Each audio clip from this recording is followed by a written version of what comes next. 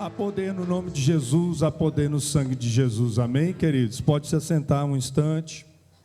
Queridos, vamos abrir nossas Bíblias em Apocalipse, aqueles que puderem, claro.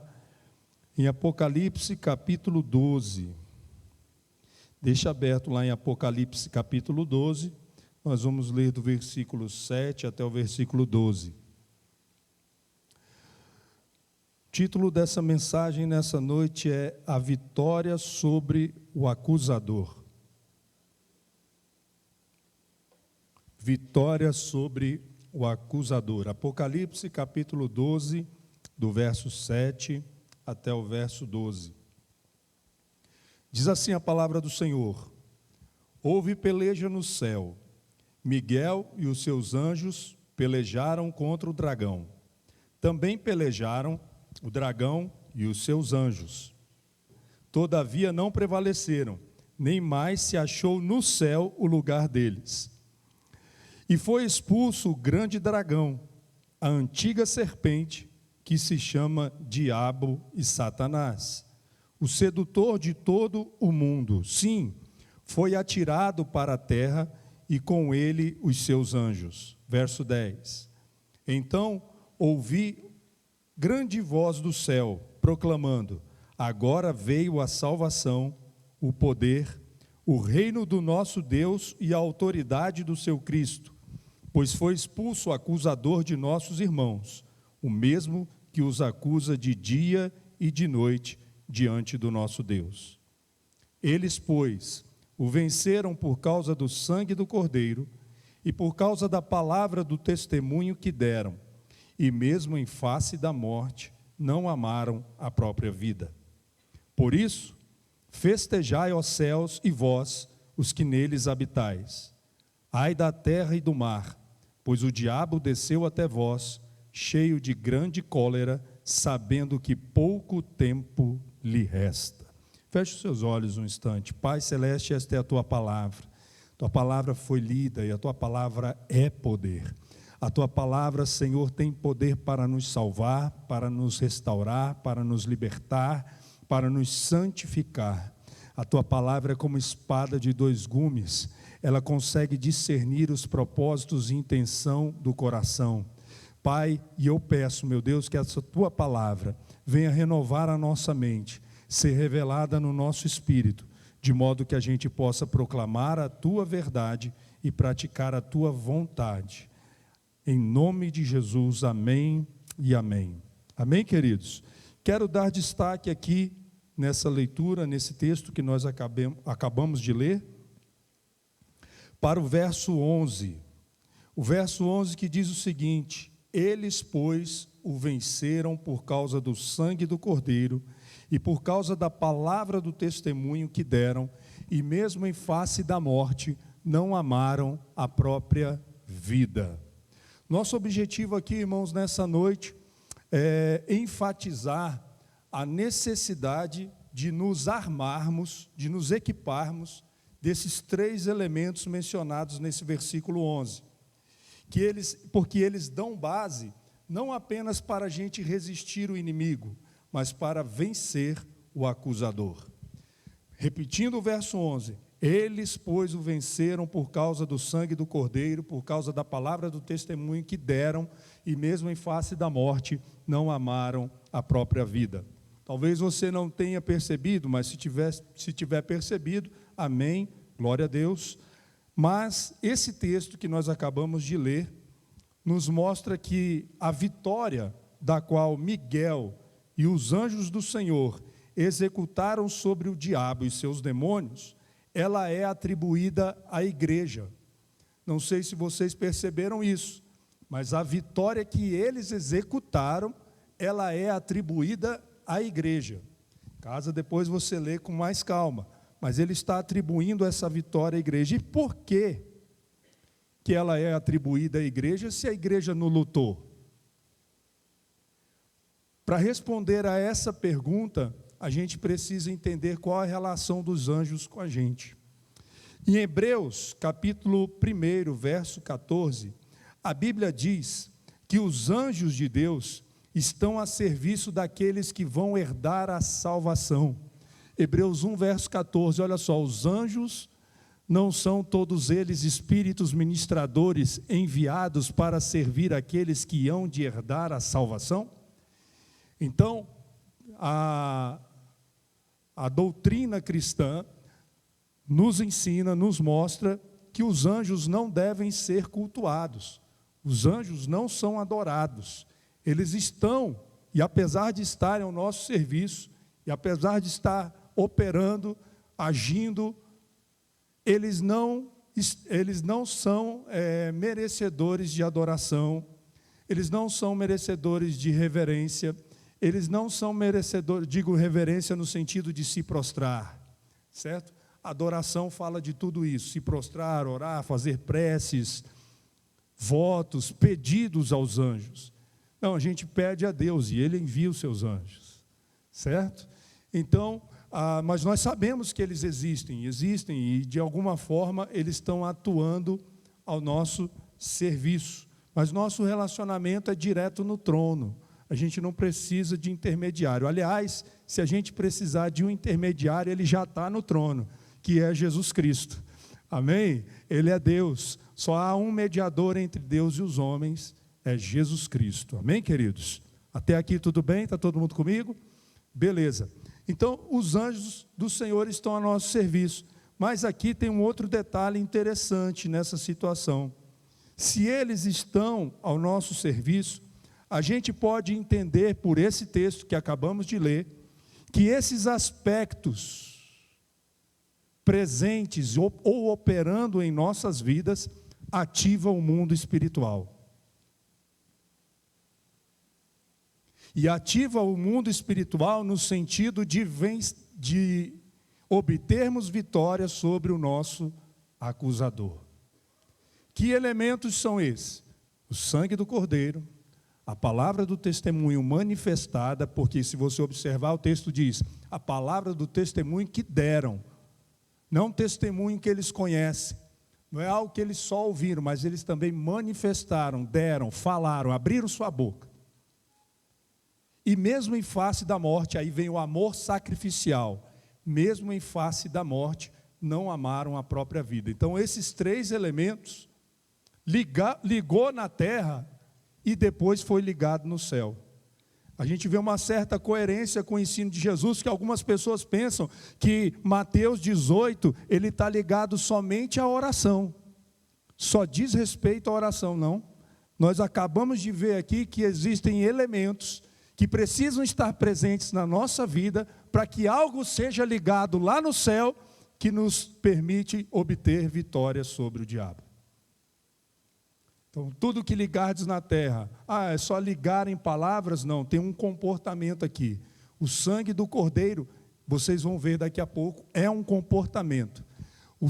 A palavra do testemunho manifestada é um outro comportamento.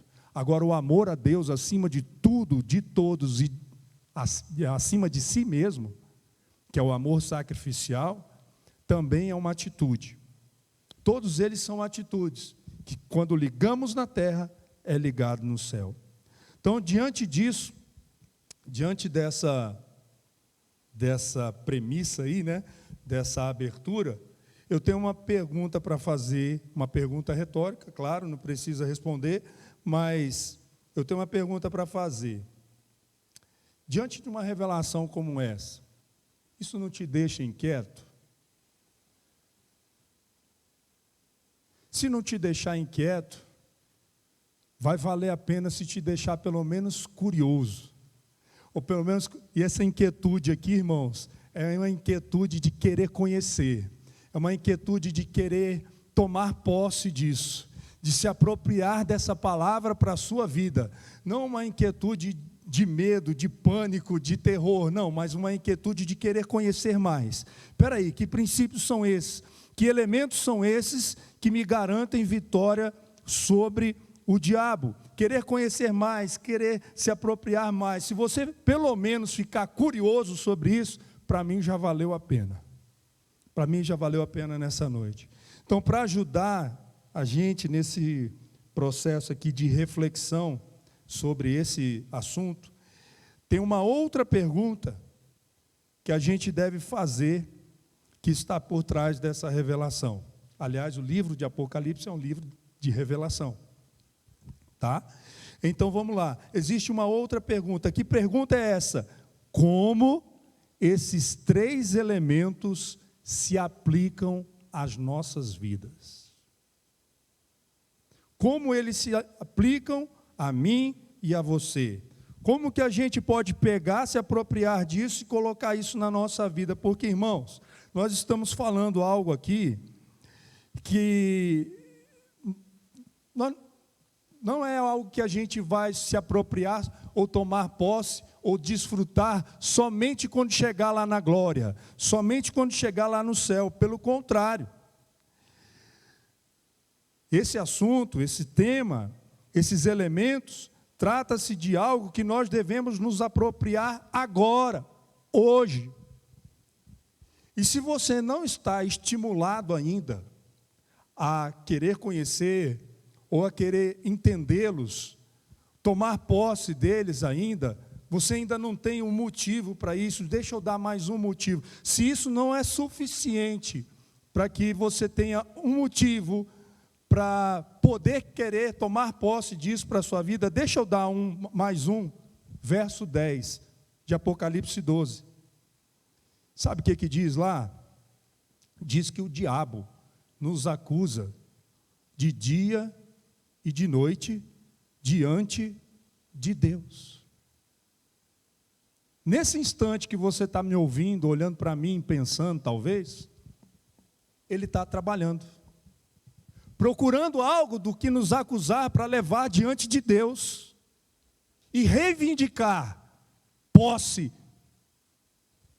ou reivindicar permissão para agir contra nós. Ele nos acusa de dia e de noite. Você está aí sentado, ele está lá trabalhando. Isso nos leva a uma outra pergunta. Que pergunta é: o que nós estamos fazendo?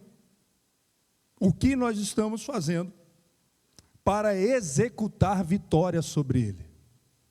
Ou melhor, o que nós estamos fazendo para sermos incluídos entre esses vencedores com as características mencionadas na palavra? O sangue do Cordeiro, a palavra do testemunho manifestada e o amor sacrificial. O que nós estamos fazendo para isso? Para fazer parte desse grupo de vencedores, a gente precisa estar atento para esses três aspectos. Em qualquer época das nossas vidas. Não é porque os dias são maus, não é porque os tempos são bons, ou porque os tempos são maus. Não é por isso não, irmãos. Em qualquer época das nossas vidas. Porque ele fala para aqueles que vão herdar a salvação. Todos que creem. Então isso é atemporal. Precisamos nos armar desse pensamento. E trabalhando sempre na direção de aplicar esses elementos em nossas vidas. Mas hoje, nessa noite, nós vamos começar a nossa jornada observando alguns exemplos na palavra de Deus. O objetivo nosso é encontrar uma inspiração através desses exemplos e, ao mesmo tempo, demonstrar que isso é um princípio atemporal.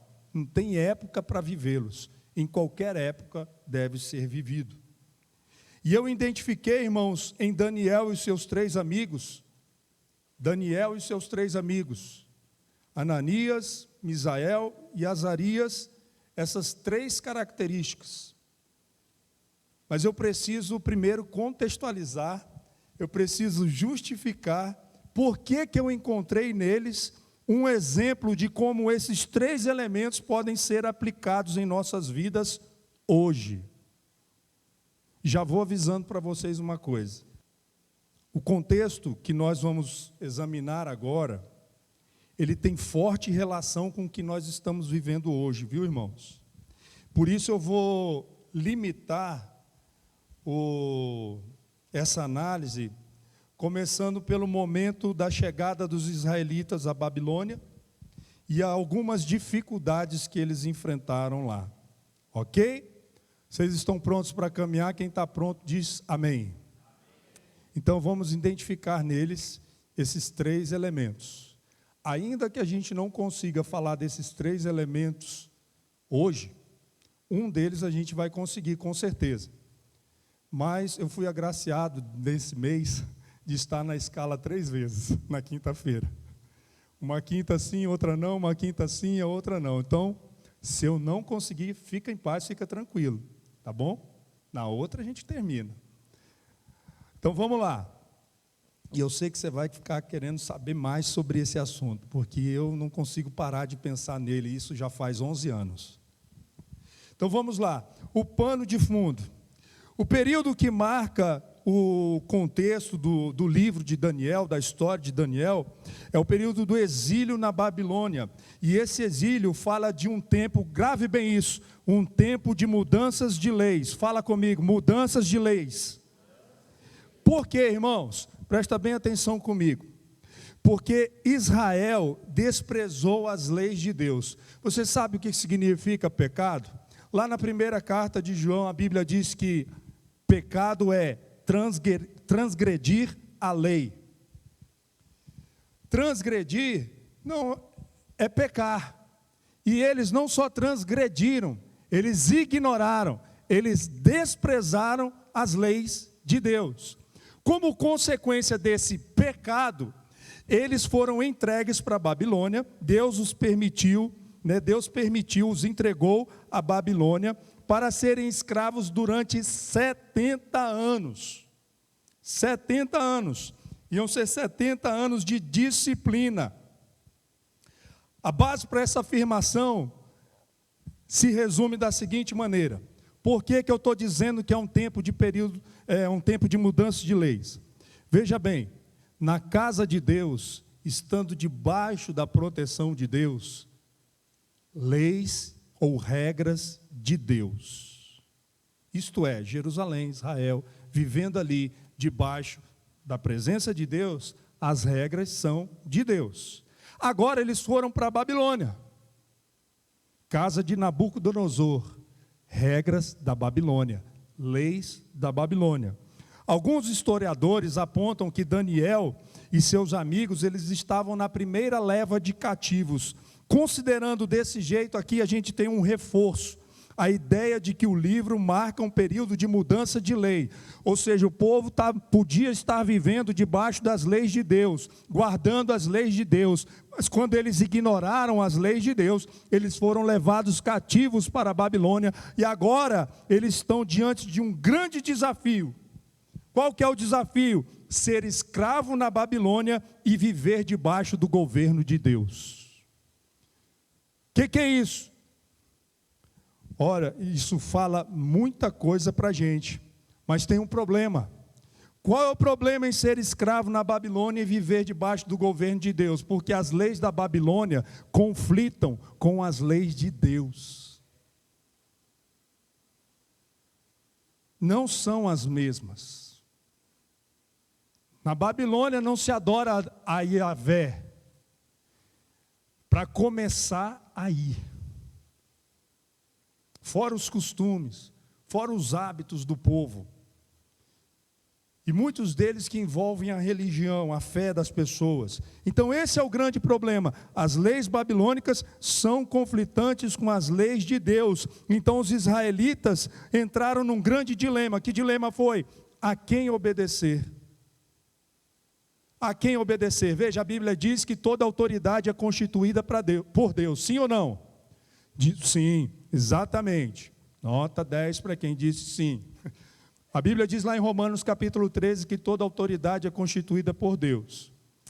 Umas para o bem daqueles que praticam bem, para louvor daqueles que praticam bem. Outras para juízo daqueles que praticam o mal. Mas quem vai estar na autoridade é que a gente não sabe. Agora a autoridade é Nabucodonosor. E não sei se você sabe, mas lá em Jeremias, Deus chama Nabucodonosor de meu servo. Não que Nabucodonosor fosse propriamente servo de Deus, mas ele era instrumento de Deus para disciplinar o povo de Israel durante 70 anos. Veja a gravidade disso, irmãos. É muito sério. A gente pensa... a história de Daniel às vezes é contada de uma forma glamurosa, e eu não vejo glamour na chegada do povo à Babilônia, não. Eu não vejo diplomacia nesse momento de escravidão, até porque os profetas contemporâneos de Daniel, que é Jeremias, Isaías, Sofonias e Abacuque, eles profetizam uma invasão da Babilônia muito cruel. Muito cruel. Então não é algo glamuroso, não é fácil. Aí você fala assim, pastor, mas o que isso tem a ver com a vida da gente? Ah, é? Imagine aí se o seu patrão é um Nabucodonosor. Imagine aí se o seu pai ou a sua mãe é um Nabucodonosor. Imagine aí se o seu prefeito, o seu governador, o seu presidente, ou seja lá o que for, e a autoridade é um tipo de Nabucodonosor. Você está debaixo do governo dele, mas tem que obedecer às leis de Deus. Olha o conflito.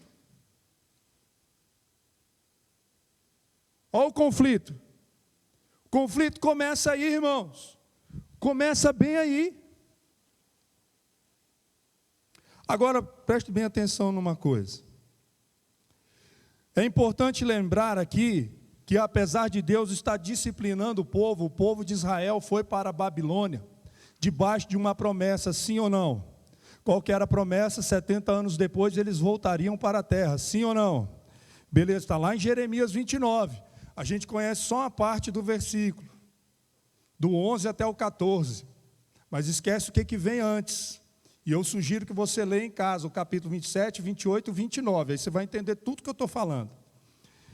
Mas é importante lembrar que eles estavam debaixo de uma promessa, e aquelas pessoas que foram para a Babilônia, eles eram considerados remanescentes. E por que eles eram considerados remanescentes? Um tipo de sobrevivente. Porque os profetas verdadeiros, os homens de Deus, os verdadeiros homens de Deus, estavam dizendo que eles deveriam se subjugar, se submeter ou se colocar debaixo do jugo de Nabucodonosor.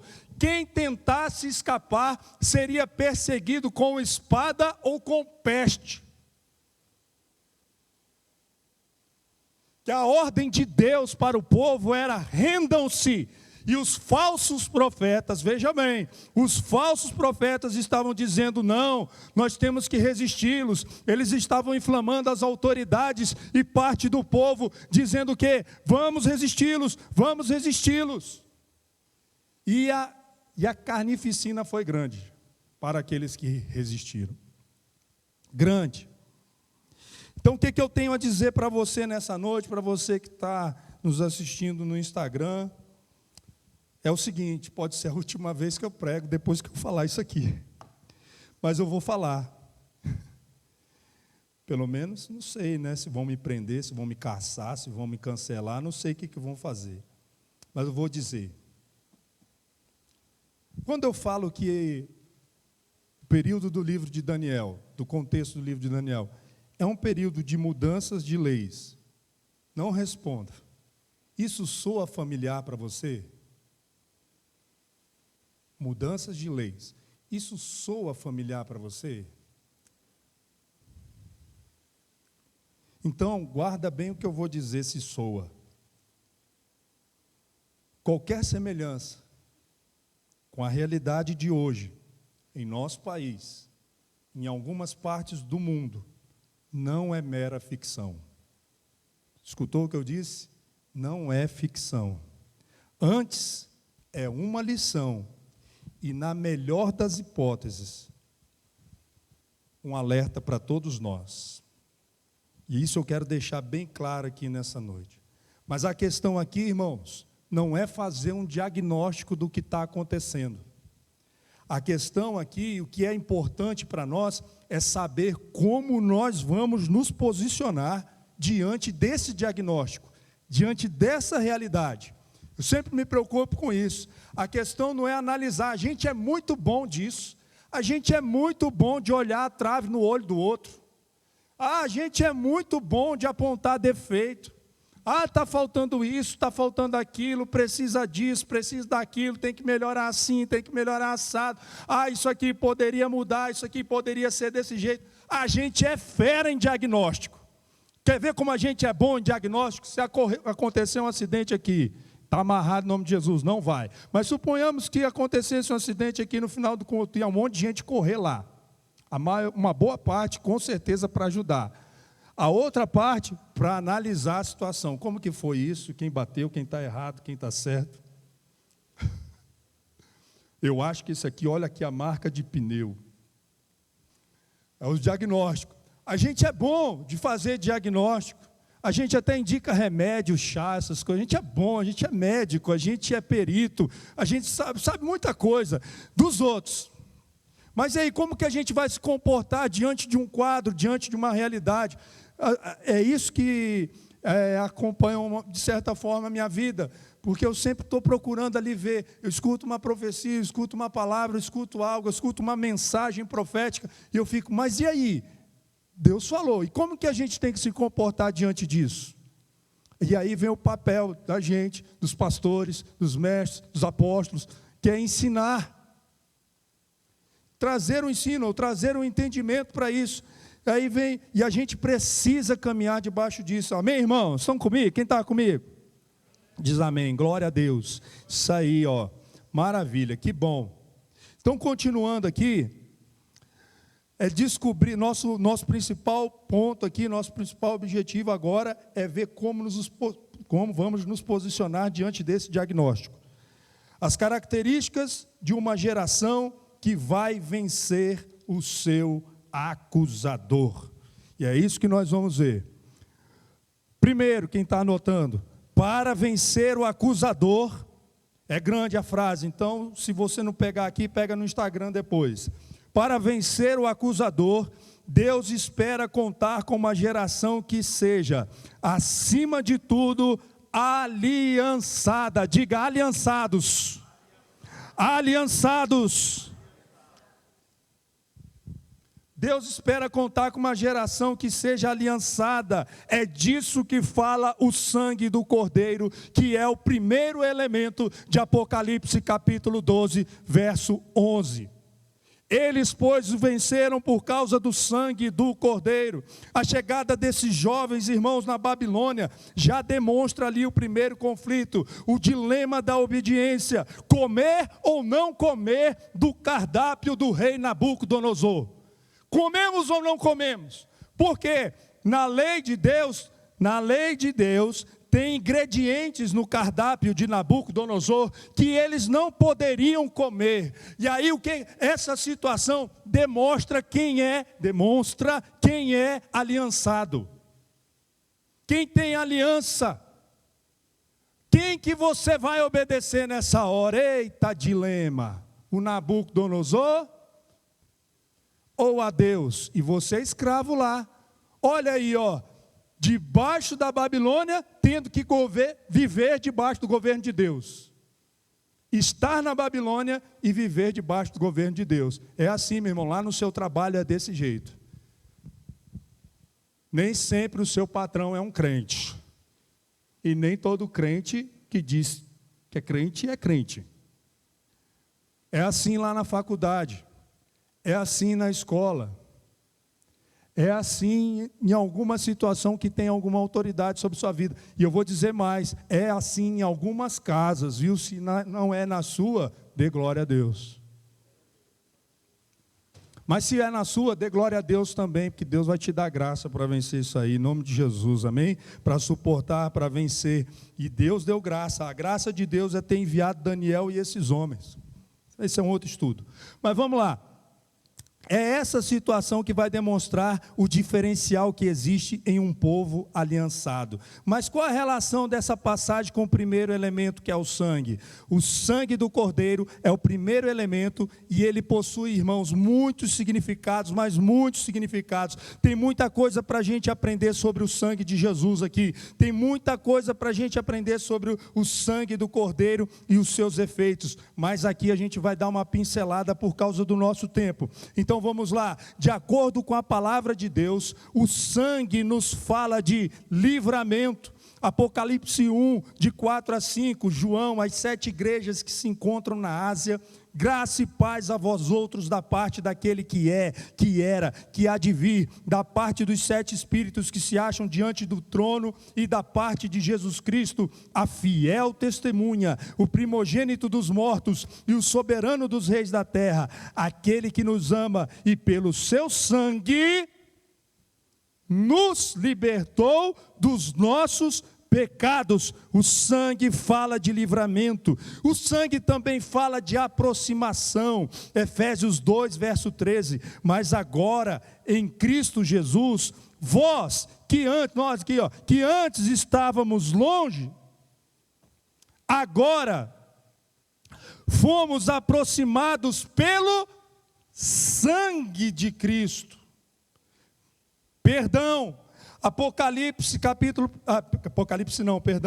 Colossenses 1, de 13 a 14, Colossenses 1, de 13 a 14, perdão, Ele nos libertou do império das trevas e nos transportou para o reino do Filho do seu amor, no qual temos a redenção, a remissão, ou seja, o perdão dos pecados no sangue de Jesus. Olha aí. Pelo sangue de Jesus, nós temos livre acesso à graciosa presença de Deus. Hebreus 10, de 19 a 20. Tendo, pois, irmãos, intrepidez, ousadia para entrar no Santo dos Santos, pelo sangue de Jesus, pelo novo e vivo caminho que Ele nos consagrou pelo véu, isto é, na sua carne. Purificação dos pecados, 1 João 1, verso 7, se andarmos na luz como Ele está na luz, temos comunhão uns com os outros, e o sangue de Jesus Cristo, seu Filho, nos purifica de todo o pecado. Pelo sangue de Jesus, nós temos conquista, nós temos resgate pelo sangue de Jesus. Em Apocalipse 5, verso 9, a palavra diz assim, que os anjos entoavam um novo cântico, dizendo: digno és de tomar o livro, de abrir os selos, porque foste morto, e com teu sangue compraste para Deus os que procedem de toda tribo, língua, povo e nação.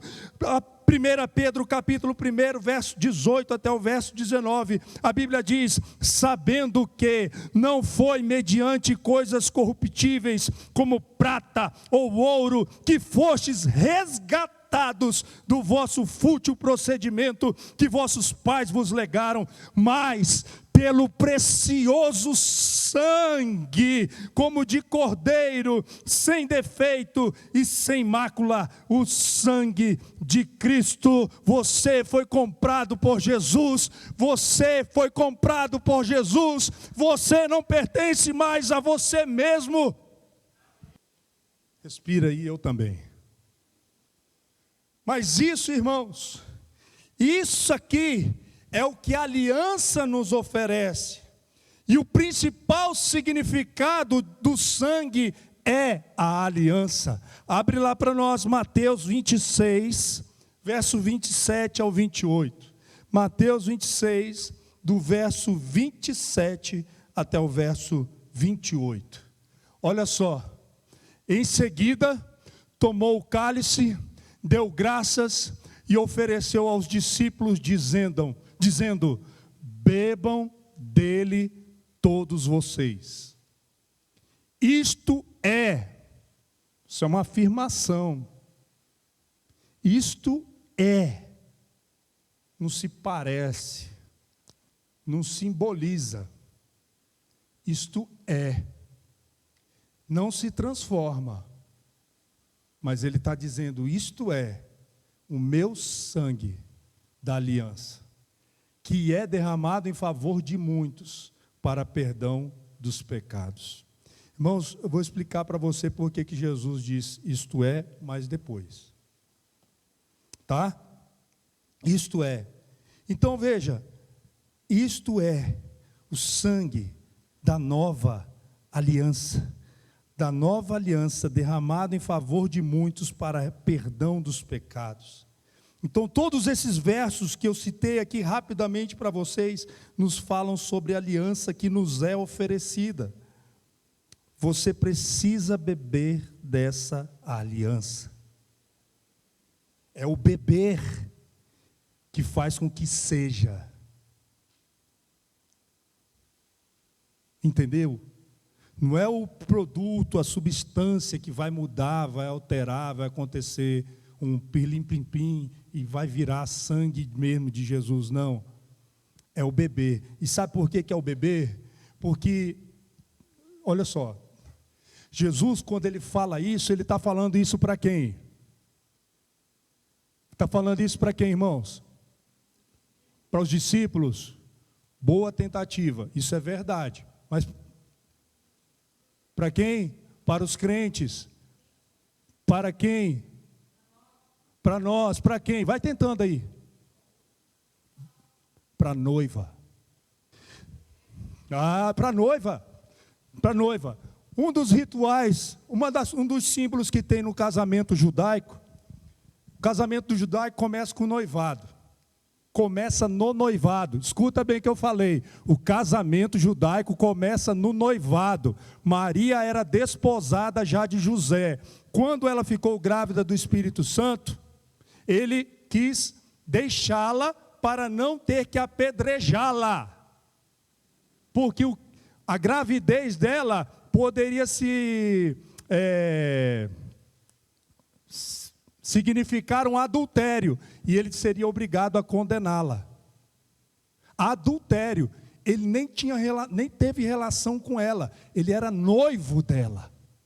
E um dos rituais do casamento judaico, um dos rituais é o seguinte: quando o pai e a mãe estão apresentando lá, eles já está tudo armado entre os pais, dote, tudo, está tudo combinado entre os pais que estão prometendo o filho um para o outro. Certo? Uma família vai casar com a outra. Aí tem uma festinha judaica lá, para celebrar esse noivado. Vem a sociedade, vem os parentes, vem todo mundo para celebrar, porque é a união de famílias, mas também é uma união de bens. E aí o que acontece? No momento lá da celebração, já está tudo arrumado, mas no momento da celebração, o noivo vem com uma taça de vinho e oferece para a noiva a taça de vinho. Se a noiva pegar a taça de vinho e botar aqui, ela rejeitou o noivo. Se ela pegar a taça de vinho e beber, a festa continua. O que Jesus está falando? Quer casar comigo? Aliança. Olha a aliança. Aliança, olha o que Jesus está falando. Quer casar comigo? A aliança já começa ali. O casamento já começa ali, no noivado. Então, vamos entender o que significa ser um povo então aliançado. O que significa dizer sim para essa aliança. Vamos ver? Então vamos lá. Somente um povo aliançado sabe discernir o verdadeiro do falso. Quem tem aliança com o verdadeiro, sabe quando aparece o falso. Quem tem aliança com o pastor, sabe quando vem o mercenário. Somente um povo aliançado sabe discernir o verdadeiro do falso, irmão. Foi por isso que eles foram para a Babilônia, porque eles aprenderam a ouvir os profetas verdadeiros, a voz de Deus, a verdadeira voz de Deus. Porque tinham intimidade, porque conheciam a Deus, tinham intimidade com Deus. Irmão, você não pode deixar de crer em Deus e na sua palavra, porque existe o que é falso, porque tem pastores falsos, porque tem mestres falsos, porque tem crente falso, porque tem evangelho falso. Você não pode deixar de crer em Deus por isso. Porque se você deixar de crer em Deus, porque existem os falsos, deixa também de receber salário, porque tem nota de 100 falsa, nota de 200 falsa, nota de 50 falsa, e você não deixa de receber o seu salário. Apenas se apegue ao verdadeiro. Jesus é o caminho, a verdade e a vida. O trigo não para de crescer por causa do joio. O trigo não para de crescer por causa do joio. Então não desista, não desista. Irmãos, levantar o falso sempre foi uma estratégia do diabo. Sempre foi. Toda vez que Deus suscita os verdadeiros, os moveres, pastor, se a gente estudar os moveres de Deus ao longo das décadas, dos séculos, toda vez que o diabo levanta, ou aliás, Deus levanta os verdadeiros, vem o diabo e levanta os falsos para confundir. Aí tem aquele mover de libertação, aí vem os falsos ou os distorcidos, e começa a pessoa, não vou orar porque, sabe, vai se parecer com aquilo, aí você vai se prendendo por causa daquilo que é falso, vai deixando de falar a verdade, porque tem alguém falando o falso. Imagine se os apóstolos fossem parar por causa disso. Então somente um povo aliançado é capaz de obedecer a palavra, mesmo quando aqueles que deveriam obedecer, ou seja, seus líderes, as autoridades religiosas, não estavam dispostos a fazer. Eles não deram ouvido aos falsos profetas. João 10, 27, a palavra diz: as minhas ovelhas ouvem a minha voz, eu as conheço e elas me seguem. Somente um povo aliançado é capaz de entender que é amado por Deus, mesmo quando está, sendo disciplinado. A gente precisa discernir o tempo que nós estamos vivendo, mas para isso a gente precisa de humildade. Hebreus 12, verso 8. No primeiro momento, irmãos, a disciplina não traz motivo de alegria não, mas olha só o que a Bíblia diz: se vocês não são disciplinados, e a disciplina é para todos os filhos, então vocês não são filhos legítimos, mas sim ilegítimos, bastardos. Eles entenderam que estavam sendo disciplinados por Deus, e para a gente aceitar a disciplina, a gente tem que se humilhar. A gente tem que ser humilde para reconhecer: estou sendo disciplinado. Estou sob disciplina. Então somente um povo aliançado é que está disposto a não se contaminar com aquilo que a aliança condena. Olha só, eles não quiseram comer das iguarias do rei. Por quê? Porque a aliança condena. Os termos da aliança condenam. Tiago 1, 27, abre lá. Tiago 1, 27. Dentro uma expressão que chama a atenção no final de Tiago 1, 27, que diz assim: a religião que Deus, o nosso Pai, aceita como pura e imaculada é esta: cuidar dos órfãos e das viúvas em suas dificuldades e não se deixar corromper ou contaminar pelo mundo. Quer ver uma expressão parecida com esse corromper, ou que tem o mesmo sentido de não se deixar corromper com o mundo? Romanos 12, verso 2. E transformai-vos pela renovação, aliás, não vos conformeis com este século, mas transformai-vos pela renovação da vossa mente, para que experimenteis qual seja a boa, agradável e perfeita vontade de Deus. É o verso 2, e não vos conformeis com este século, e não se deixem corromper com este mundo, mesmo sobre o risco de perder a sua vida. Eles não se contaminaram com as iguarias do rei. Daniel 1, verso 8. Não, um povo aliançado, ele é capaz de honrar os termos da aliança, então não despreze os termos da aliança. Eu sou casado, eu tenho um contrato de casamento. No hebraico é ketubá, o nome. Existia. É um contrato de casamento. E lá tem os termos. Alguns são comunhão de bens, outros comunhão parcial de bens. E cada termo desse tem o seu significado. Mas está lá no contrato, não está? Eu tenho que honrar os termos da aliança. Eu não sei se você sabe, mas a Constituição fala sobre o casamento, fala sobre a fidelidade. A Constituição nacional, a Constituição brasileira fala sobre crime, ela coloca como crime a poligamia. Mas está lá, os termos da lei estão lá. E eu tenho que honrar os termos da lei. Olha aí, mas não por causa da lei, mas sim porque eu amo a pessoa com quem eu me casei. Vocês querem casar comigo? Disse Jesus. Então, tomai e bebei. Olha só que coisa maravilhosa isso, amém, irmão? Vocês estão entendendo? Quem está entendendo, diga amém. Então, o que aconteceu com Daniel e seus amigos quando eles chegaram à Babilônia? Eles chegaram debaixo de uma instrução de Deus e também de uma promessa. E somente os aliançados sabem que Deus é fiel para cumprir a aliança. Eu vou encerrar com um texto nessa noite. Hebreus 9, de 11 a 15. Quando olhamos para Daniel, Ananias, Azarias e Misael, e analisamos o período em que eles viviam, vemos a fé que eles praticaram, e de alguma forma nos inspiramos nela, a gente vai chegar à conclusão, talvez, que esse texto nos traz. Pelo menos ele vai nos induzir.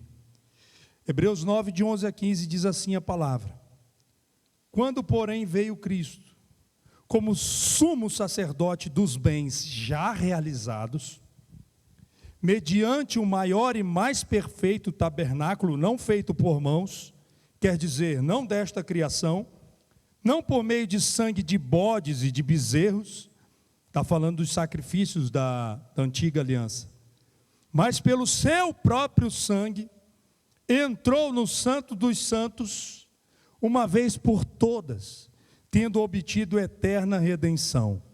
Portanto, se o sangue de bodes e de touros e a cinza de uma novilha, aspergidos sobre os contaminados, os santificam, quanto à purificação da carne, muito mais o sangue de Cristo, muito mais o sangue de Cristo, que pelo Espírito eterno a si mesmo se ofereceu sem mácula a Deus, purificará a nossa consciência de obras mortas, para servirmos ao Deus vivo.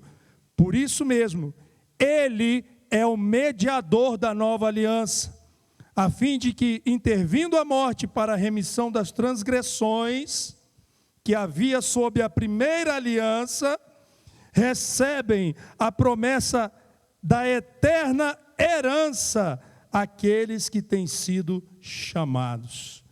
O que esse texto está dizendo? Pastor falou um monte de coisa aí, e eu não entendi muita coisa, então vou resumir para você, bem simples. Aqueles homens viviam debaixo da antiga aliança. A antiga aliança era baseada, aliás, ela era constituída ou firmada sobre o sangue de animais. Então o sangue dos animais cobriam os pecados, mas não removiam a consciência. Mas o sangue de Cristo perfeito, ele não cobre pecados, ele tira. Por isso João Batista diz: eis o Cordeiro Santo de Deus que tira o pecado do mundo.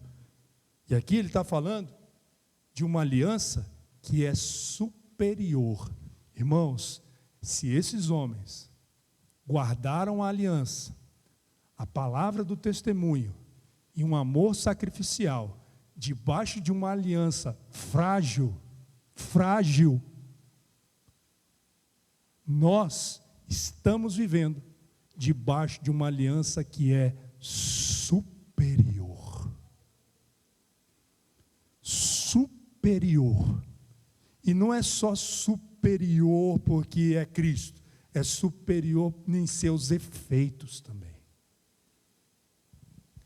Há poder no sangue de Jesus. Há poder nessa aliança. Ela é muito mais do que ela nos oferece. Ela é muito mais do que ela nos oferece. Mais do que perdão, mais do que livramento, muito mais. Ela é o preço pago, não só pela sua vida, mas pela vida de todo aquele que vier a crer no Senhor Jesus. Ela é o preço pago pela sua cura. Ela é o preço pago para que esses pedidos sejam atendidos. Ela é o preço pago para que nós estejamos aqui hoje falando dela. Ela é o preço pago pela sua libertação. Ela é o preço pago pela sua restauração. É o preço pago pelo seu casamento. É o preço pago pela sua vida. Honre a aliança. Honre essa aliança. Honre os termos dessa aliança. Honre o mediador dessa aliança. Honre aquele que ofereceu essa aliança. Aí você começa a ter vitória sobre o seu acusador. Amém? Vamos colocar em pé. Irmãos, eu decidi na minha vida que eu não vou morrer com as coisas que Deus me dá. Hoje eu estou falando essas coisas com vocês, mas Deus me deu essa palavra em 2012, sobre mudanças de leis. O que eu quero dizer para vocês, irmãos? Não é que promover nada, porque há muito tempo eu tenho orado por isso aqui. E saber o momento, vendo as coisas acontecerem, não dá, a gente não consegue ficar calado. Não consegue. A gente precisa aprender como que a gente deve se comportar diante de tudo aquilo que a gente vê. Mas, sobretudo, o que nós falamos aqui a respeito da aliança, guarde ela no seu coração, como um bem muito precioso, como um tesouro.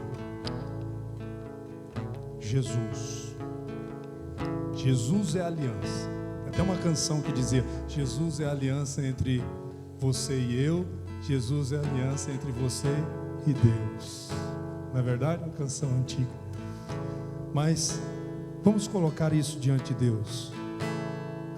Senhor, eu quero ser parte desse povo aí, Jesus. Senhor, eu quero conhecer mais dessa aliança, Deus, e aprender a honrá-la, porque eu entendi nessa noite o valor dessa aliança sobre a minha vida. Aliás, domingo, Senhor, nós vamos, se Deus permitir, nós vamos celebrar essa aliança. Mas Deus, em nome de Jesus, vai abrindo o nosso entendimento. Vai abrindo o nosso entendimento. Ó Deus, se alguém nessa noite teve dificuldade de alcançar Espírito Santo, Tu ajudarás a lembrar de todas as coisas que o Senhor tem dito. Por isso, Senhor, que a Tua palavra, Senhor, venha encontrar guarida, encontrar lugar em cada coração e frutificar para a glória do Teu nome. Perdoa, Senhor, pelas vezes que desrespeitamos a aliança. Perdoa as vezes, ó Deus, que não soubemos honrar essa aliança. Perdoa, Senhor, ó Deus, pelas vezes em que nós não cremos nessa aliança.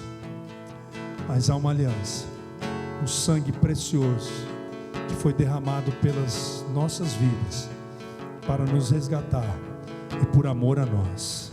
Louvado seja o Teu nome, Jesus. Bendito seja o Teu nome. Queridos, nós vamos proceder com a unção.